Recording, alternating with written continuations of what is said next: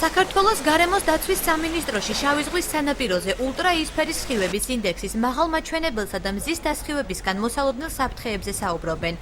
უწყების წარმომადგენლები მოქალაქეებს მოუწოდებენ დილის 11-დან საღამოს 16 საათამდე გარუჯვისგან თავი შეიკავონ.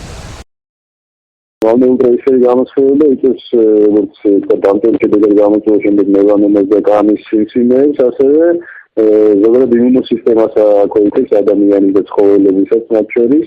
ეს უარყოფითი მოვლენებიც ახლა როგორც არის ფიტოპლანქტონის შეხერხება და მოსავლიანობის შემცირება, ესე ვთქვათ და კლინიკის დაზიანებაც.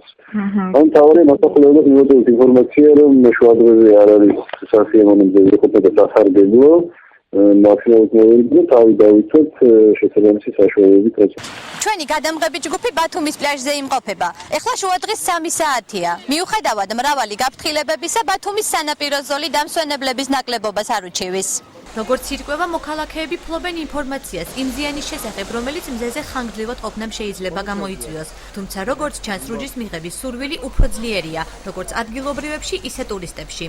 ჯანმრთელობისთვის კი არის შეიძლება საფრთხეს წარმოადგენს, მაგრამ გარუჯვისთვის მსხვერპლს ვიღებ, მაგიტომ ვირუჯე დავდივარ ამ დროს.